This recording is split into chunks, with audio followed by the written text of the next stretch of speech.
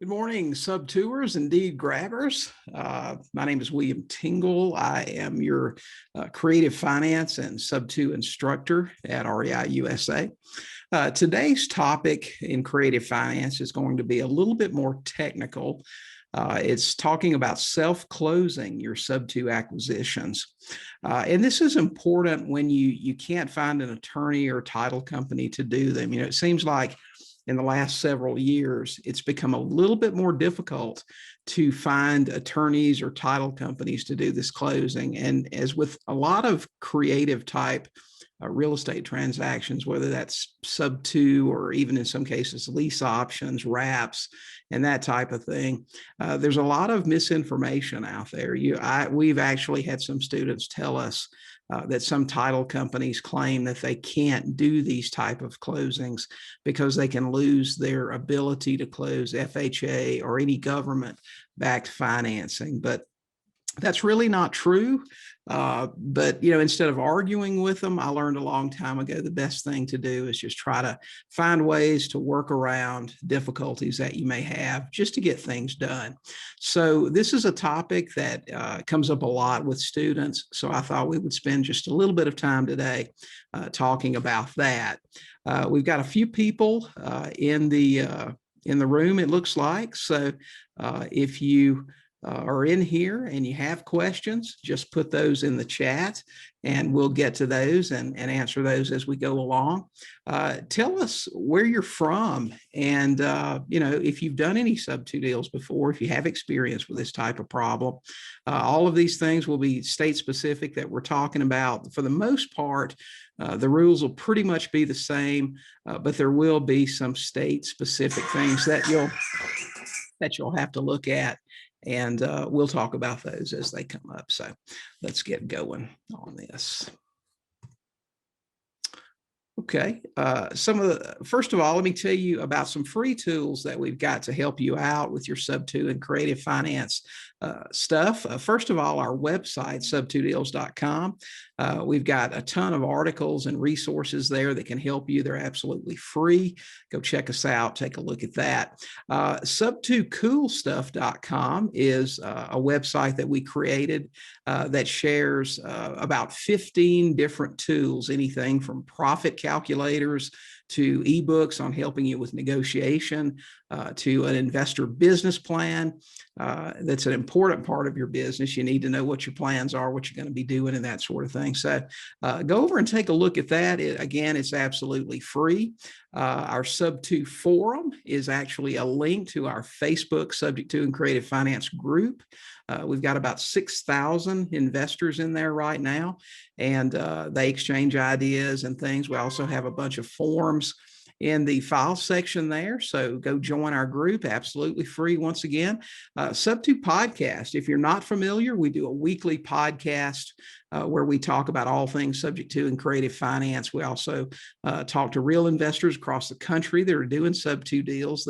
They share tips and tricks with you to help make your business run a little bit more smoothly. And then our YouTube channel, we release several videos each week on Subject-to. So go over and take a look at those things. We'd love to have you sign up for any of them. Again, they're all absolutely free. So what are we going to cover today in how to self-close your deals? Well, number one, we'll talk about why this skill is so important. I talked a little bit about it in the beginning when you can't find title companies or attorneys to do it for you, but it's super important to have a skill. And I think it's a skill that all elite investors should have anyway. You should know how to be able to do these things if you need to. Number two, we'll tell you why we self-close 99% of our deals today. For the past 15 years or so, we rarely use an attorney or title company to close on the buy side. Now, I do think it's important to close when you're selling with seller financing, to do that in an attorney or title company's office, but that's really not what we're talking about today. When we're purchasing, we generally do this ourselves. Who are the people needed to get these things done? We'll talk about that. It's really not that many. You can do a lot of this stuff yourself. Some of it will depend on whether or not you're working remotely or locally. I figure most of you guys, if you're newer investors, you're probably doing most of your stuff locally, but as you branch out, start doing things across the country, you will need some boots on the ground. We'll cover those people and who that you need to do that. The risk. Are there risks involved in self-closing your own deals? Well, yeah, there are a few, and we'll cover those and why they're so important that you take care to make sure those things are done right. Another big question, is it legal? I've had attorneys, title companies, other investors, real estate agents tell me you can't self-close your deal. You have to close with an attorney or title company. That's just not true, and we'll explain why. The cost for self-closing a sub-2 deal. If you've ever been to a closing before and you know what the typical costs are for an attorney or for a title company and those types of things, you'll find that self-closing costs a lot less. Now, it shouldn't be your primary reason for doing it, but the costs are much lower. The forms needed to do it. We'll go over all of the forms that you need to self-close a sub-2 deal and the process. I'll break it down for you, the step-by-step on how we walk through this and how we get it done. So not sure if any of you have been on any of our other classes, but I'll tell you just a little bit about me so you'll know why I'm qualified to teach you this today. I worked in the restaurant industry for 20 years. I mean, that was my career. That's what I started doing right out of high school. And that's what I did for a large part of my life. I was so sick and tired of it, I actually ordered a Carlton Sheets infomercial course off of late night TV in July of 1999. I bought my first investment property the next month. And 1 year later, I quit my job and went full time. That was in August of 2000. So as of today, I've been investing full time for about 21 years, and probably 90% of the deals that we've done have been sub-2s. I actually retired in 2010, moved to Belize, moved back here about a year ago, got remarried, so I am back in the States. But to date, we've bought over 600 houses, and over 500 of those have been simply by getting the deed from people who just wanted to sell in a hurry. So let me tell you just a little bit about why the ability to self-close a deal is so important. Number one, obviously, if you can't find an attorney or title company to do it, for some reason, I don't know if it was the 2007, 2008 and all the mortgage fraud and things that happened, but a lot of attorneys and title companies got really scared to close a sub-2 deal. So it can be a little bit difficult to find somebody to do it. If that's the case, having the skill to do these things yourself can really make the difference. You don't want a title company or an attorney last minute to prevent you from being able to close a deal and make a profit. So it's really important that you have that skill. Number two, maybe your seller's flighty and they're hard to contact. If you've been an investor for a while, you've probably found situations where you're able to talk to a seller today, but the next time you try to get them on the phone or get in contact with them, they can be hard to find. A lot of people in distressed situations are like this, whether they're going through a divorce or there was a drug addiction or just whatever the case may be. Your ability to close quickly in some cases can be really important. And that's one of the main reasons that we learn to do this ourselves. In a typical real estate transaction, there might be a 30 or 45-day window between the time you get the house under contract and the time you go to close. And with a lot of sellers in distress, we just don't have that luxury of time. So we want to be able to close quickly if we can. Another reason is a tight foreclosure timeline. Experienced investors know that a lot of times people will drag their feet on taking care of a problem. You can talk to a seller every week for months, depending on the timeline in your state.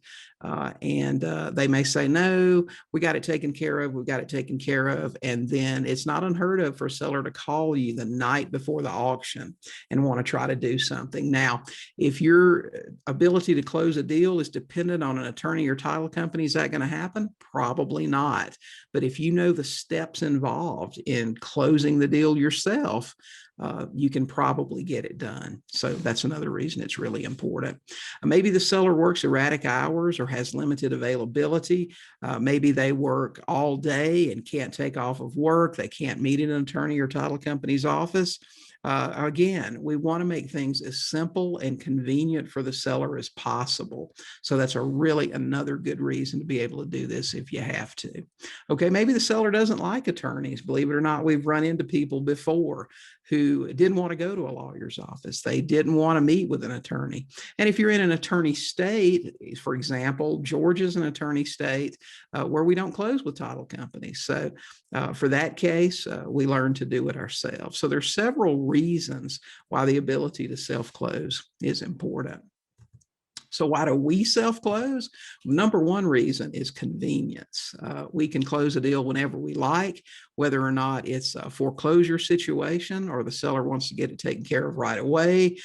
Maybe they have to move next week and they just found out about us and gave us a call. Whatever the case may be, we can do it on our timeline.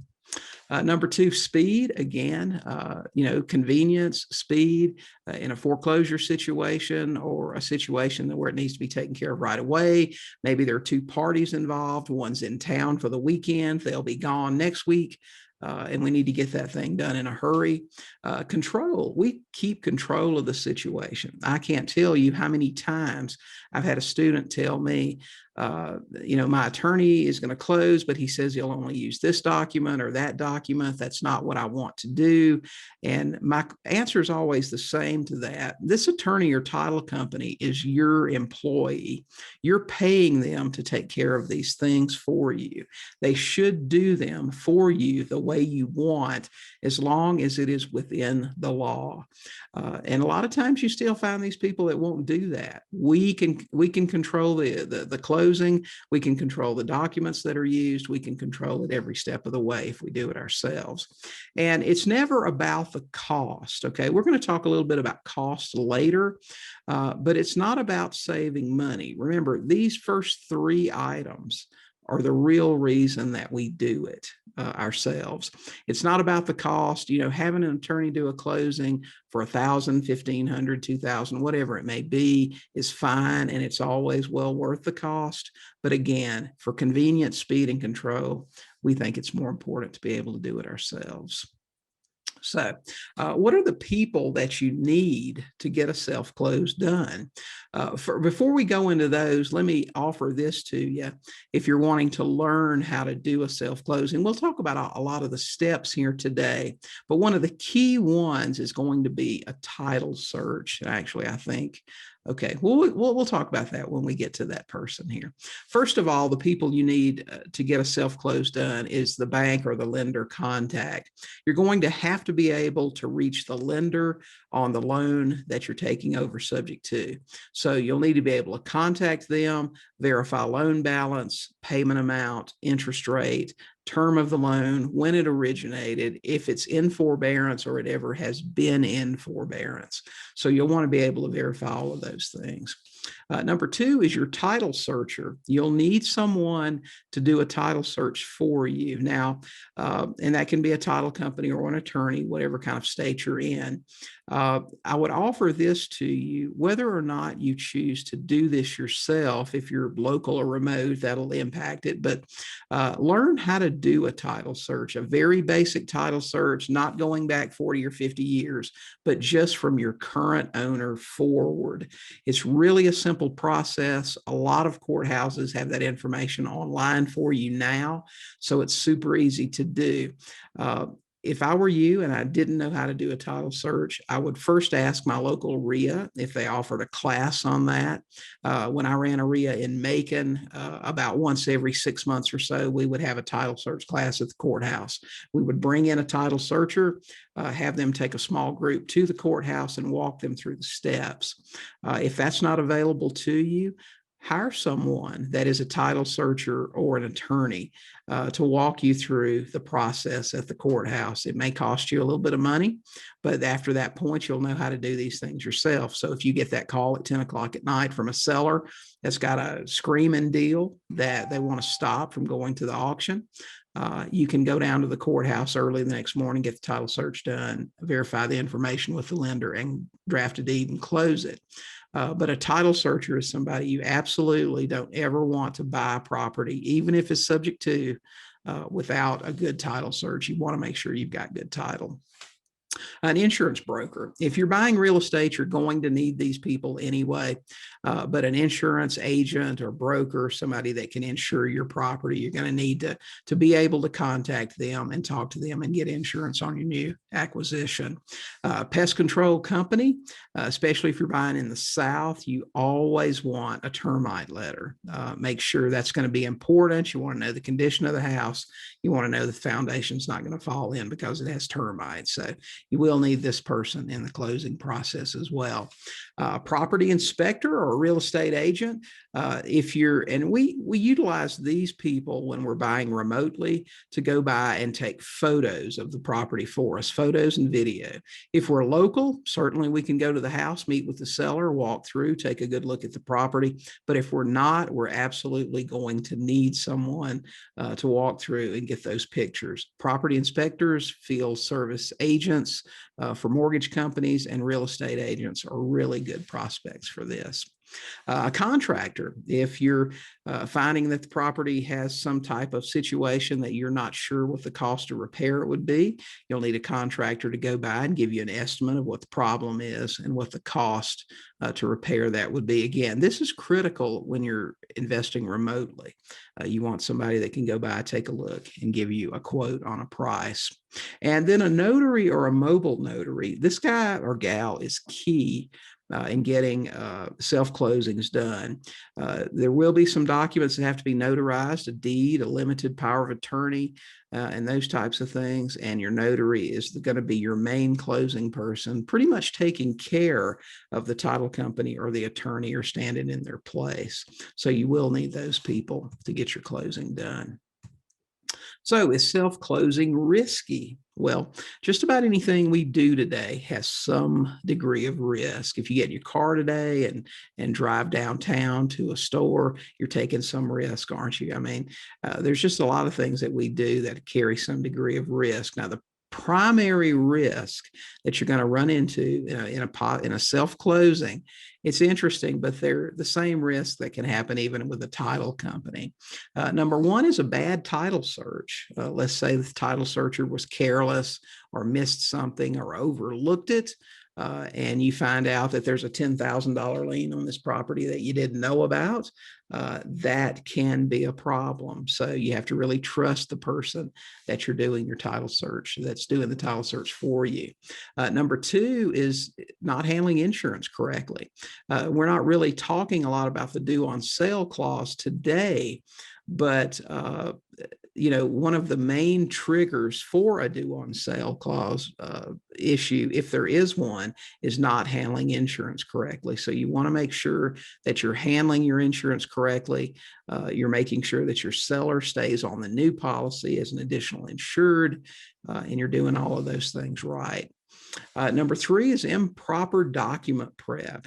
You want to make sure that you're using the correct deed for your state. I remember when I got started, I bought a guru course on subject to and used the documents straight out of the course, not realizing that documents vary from state to state. For example, some states require just a notary acknowledgement. Some require witnesses on a notary stamp. So some states on the deed would need witnesses, some would not. So you want to make sure that you understand which documents are proper for your state. And the best way to do that is either to go to the courthouse or online and look up a warranty deed, look up a quitclaim deed, look up a power of attorney, look up several of them and look for the commonalities among those. You'll find out pretty quickly if your state only requires a notary acknowledgement or if they require witnesses, and make sure you're using the proper document. Wrong legal description on the deed. If you're in a state that has, the property's a little bit older, it could have a legal description that's a full paragraph long, and it's all about 32 degrees, meets and bounds, this line and that line. And it's super important that you get that legal description correct. If you don't, you may find a problem later if you try to refinance or sell that property. It's nothing that can't be corrected, but it's just an added element of difficulty, and you don't want to have that problem. So if you're drafting your own documents, you're drafting your own deeds and things like that, you want to make sure that you're using the correct legal description. And the best thing to do is use the legal description from the deed that your seller has or that your seller received when they bought the property. Is self-closing your deal legal? You'll hear some people tell you, you can't do that yourself. You're acting as an attorney, and that's not allowed. Well, that's absolutely not true. Self-closing your own sub-2 deal is 100% legal. As long as you are a principal in the transaction. And if you're buying houses for yourself, and that doesn't matter if it's your LLC or your trust or your corporation, you're one of the benefactors of that transaction. So you absolutely can do it. You'll hear people say, well, if you draft deeds and documents, you're acting as an attorney without a license. Again, the key here is, are you a principal in this transaction? Are you the grantor or the grantee or a beneficiary of either one of those? And if you are, you absolutely can draft those documents. They sell quitclaim deeds at Office Depot, okay? You can draw your own legal documents as long as you are a principal in the transaction. Do not prepare legal documents for others. In other words, if you have an investor friend or somebody and they want you to draft a deed for them, should you do that? Probably not. Now, will your friend turn you in? Probably not. But again, you don't want to get caught up in that sort of thing. If you use a trust, that's one reason we got away from drafting trust documents and having our seller be the initial beneficiary interest. We went to having the seller deed straight to a trust. We were the beneficial interest in from the get-go. And the reason was because we didn't ever want to be accused of acting as an attorney drafting trust documents for someone else. So like I said, it's important that the documents you draft, you are a principal in the transaction, and you'll be just fine. Can I get title insurance with a self-closed sub-2 deal? We hear that sometimes. A lot of people think title insurance is important and they need to have it. Well, the answer to that question is no. If you're not closing with an attorney, if you're not closing with a title company, you're not going to be able to get title insurance. Now, my opinion is that you don't really need title insurance on the majority of your deals. The vast majority of the deals you do will be financed with institutional lenders, and there will be title insurance from the last sale. Bank of America, Wells Fargo, they're going to require that seller to have title insurance. So you're going to have a fully insured title all the way up to the day that your seller purchased. Your concern, your window of potential problems is only going to be from the day your seller purchased until they sell to you. Now, whether that's 6 months or a year or whatever, that's your main focus right there. And that is the only part of the chain of title that won't be insured. And for that reason, I just don't think it's necessary. Carefully check your title from your seller forward, and you should be good. So what are some of the closing costs for a self-closed sub-2 deal? Well, number one is going to be your title search, and that's going to vary from $0 to $150, depending on if you do it yourself, if you're local, or if you do it online, or if you're using a title search person at the courthouse. My recommendation is that you get to know people who do title searches at the courthouse. They're there all day searching titles, and if you get to know one and say, listen, I need for you to take down a title from the current owner to today, Can you do that? And a lot of times you can get that done for about $50. It's not that expensive. I've heard of even some title companies that'll do it for you for next to nothing, $5, $10, something along those lines. So check into those type of things. You don't need a full 50-year title search on these properties. You're just looking for what's happened from your current owner until today. Insurance, that's going to be your standard cost, whatever it costs you to insure your property. That's going to be a cost that you're going to have anyway. Pest control, you're going to need a termite letter in a lot of states, most states actually. And that's going to cost you anywhere from $0 to $100. Now, I've found that if you develop relationships with these people and they know that they're going to do service for you if it's needed, a lot of times they'll give you a termite letter for nothing. The average cost is probably $50 to $75. So you just want to try to develop relationships with these people and they'll write you a letter for your acquisitions. Property inspector or real estate agent. Again, these people would go out and take photos for you if you're working remotely, and that cost will typically be $50 to $100. Again, that's a relationship-based thing. How many they do for you will impact the cost, how well you know them and the relationship that you have. And then a notary to take care of notarizing the documents for you. Notaries do so much more than that. If you're working remotely, you can send your entire closing package to them. And they can meet with the seller and take care of the notarization of the documents that need it, like the deed and the power of attorney, and just get signatures on the rest of your documents. They can also take those documents and file them at the courthouse for you. So they can do a lot of steps along the way. Their cost is going to be $0 to $150. I say $0 for cases where you're working locally and you just meet your seller at the bank, at their bank or yours, where they can notarize documents for you. So, but mobile notaries typically cost a little bit more. They go on location. They can meet sellers anywhere that you like and take care of those things for you. So your total cost for closing a sub-2 acquisition can be as little as $0 if you're doing a lot of this stuff yourself, up to about $500, which, as you can see, is quite a bit less than most closings are going to be with most acquisitions.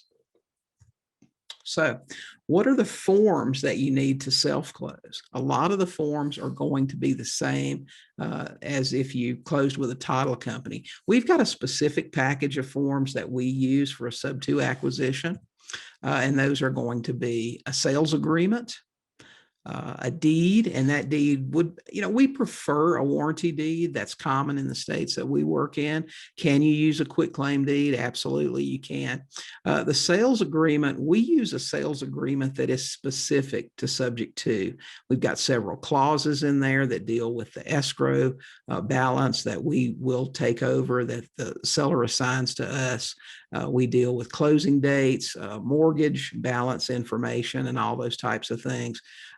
You can use any contract that you want for a sub-2 acquisition, as long as you have an addendum that specifically lays out the sub-2 process. So you don't have to have a specific sales agreement that is sub-2 specific, but we prefer to have that. As far as the deed, as I said, you want the strongest deed that you can get. We prefer a warranty deed. You can use a quitclaim deed if you like. We also get a limited power of attorney at our initial signing.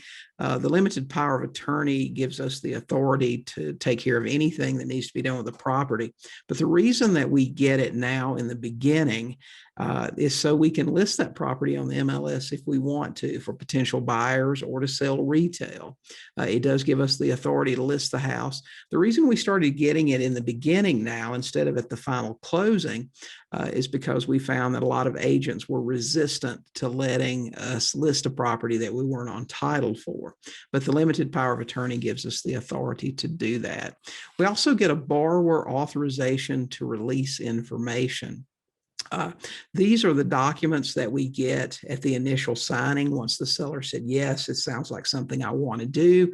We get these 4 documents to get things going, and a state-specific tax document. And in Georgia, for example, that might be called a PT-61. It may be something else in other states.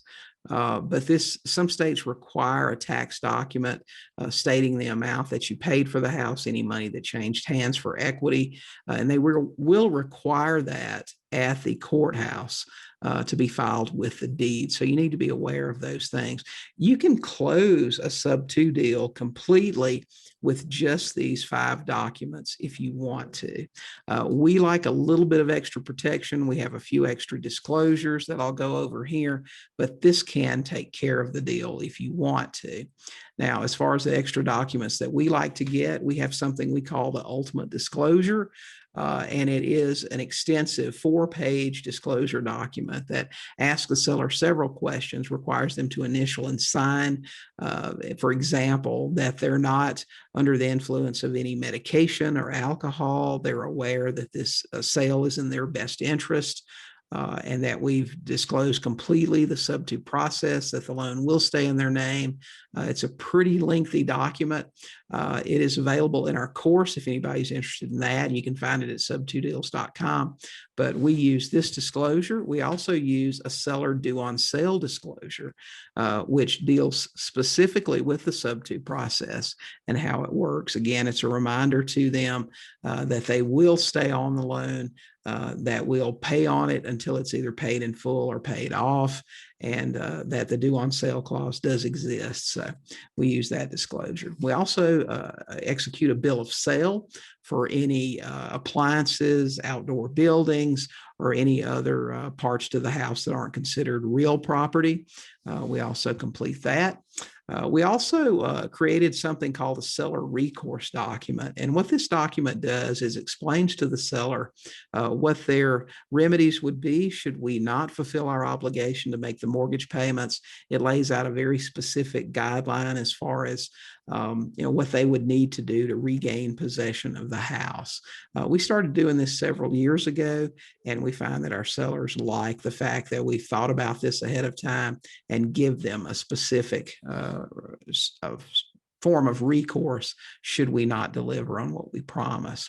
We also have a seller's affidavit that says they haven't had any work done in the last 90 days that would cause any liens to be filed on the house. We also, at this point, get a seller testimonial letter. We also like a video, but the letter is handwritten by the seller explaining their situation and that we were able to come in and perform a service for them and provide a solution to their problem. Those are very important things to have should the seller ever come back later and say that they didn't realize they'd really sold the house, or that somehow they were taken advantage of. If you've got a video and a handwritten letter, that's pretty strong evidence that the seller knew exactly what was happening and that they were okay with it. We also get a HUD-1, and I think this is where a lot of investors that buy subject to fail. A HUD-1 is standard document given with every real estate purchase and sale in the country each and every day. And that's what we're doing. We're buying a property. There's no reason not to give them a HUD-1. So we actually have this in our closing package. And trust documents if you use trust. Now, trust are a topic for another day. We could talk all day about land trust and how they work, but you will need those documents if you use a trust to hold title. Personally, every house that we've bought for probably the last 18 or 19 years has been in a trust, whether it was bought for cash or bought subject to or anything else. I think trusts are great. They let you avoid probate. They keep your ownership private. They let you actually buy or sell in privacy, because if you leave it in the trust and you just transfer beneficial interest, there's nothing on record to show the house was sold. So a lot of advantages for that. I encourage you to look at trust if you don't already use them. It doesn't cost you any more to take title in a trust than it does to take title personally or in an LLC.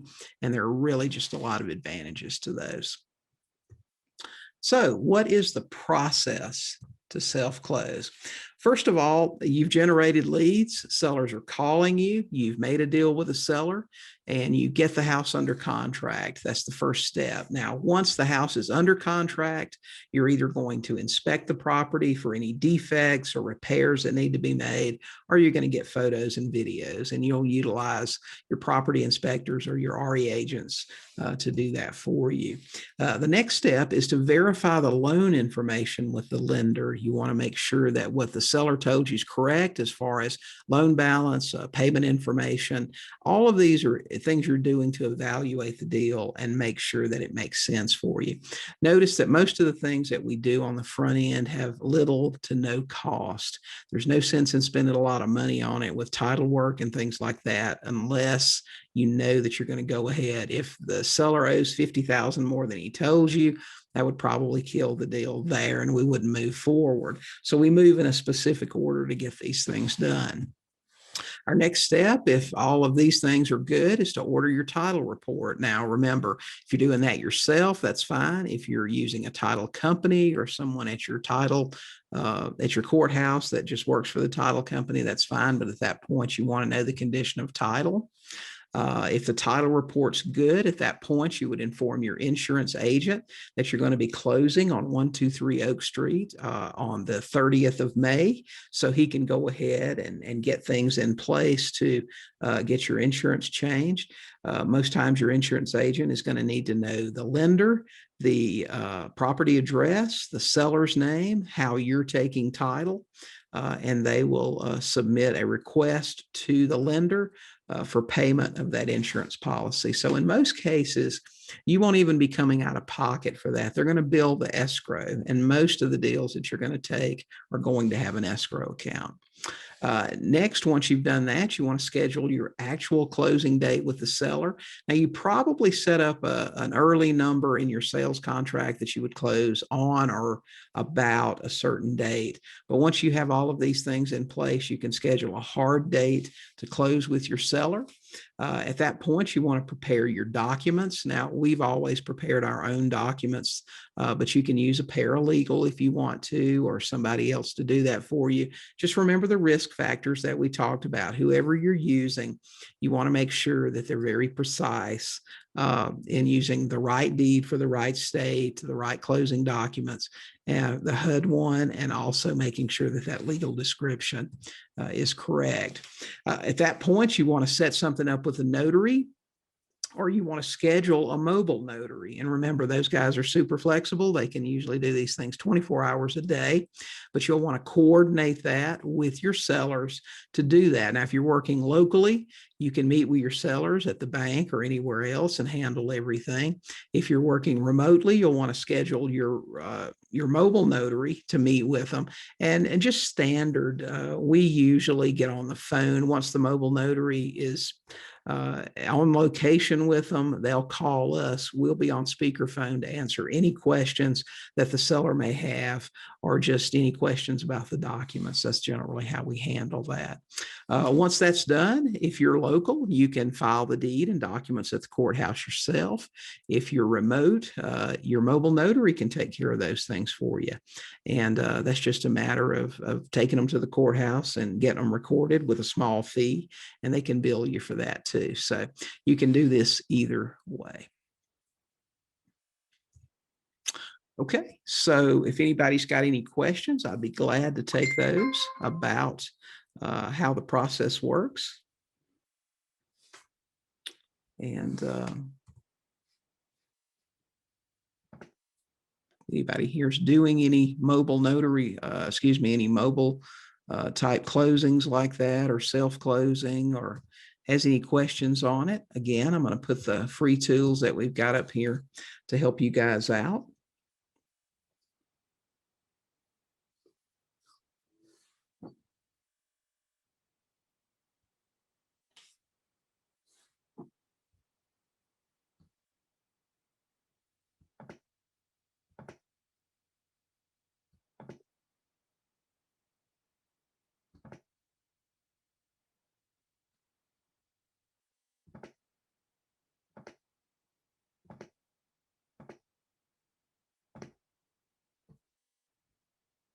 Okay, If you guys don't have any questions, I guess we'll wrap this thing up. Again, I appreciate you being here.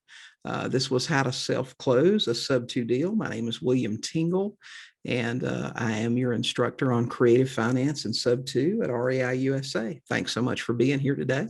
Hope you guys have a great weekend. Talk to a seller today and make a deal. See you next time.